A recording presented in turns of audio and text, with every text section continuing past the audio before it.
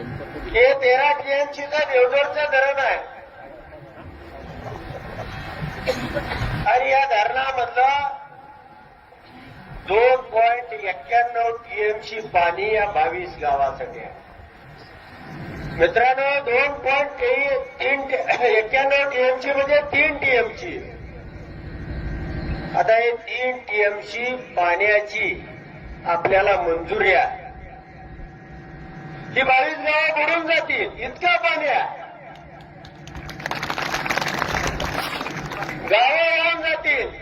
1 TMC पाणी सुद्धा इथं खपणार नाही. बाकीचं आपल्याला खालच्या सुकाळी भागाला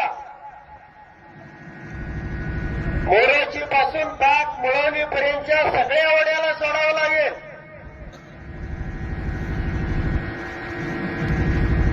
इतक्या पाण्याची तरतूद आपल्यासाठी आहे.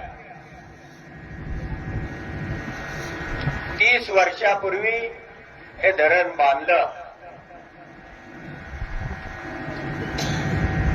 आणि हे धरण बांधल्यानंतर मात्र यातलं 2 टीएमसी पाणी बलकवडीमध्ये टाकण्याचा शासन निर्णय निघाला.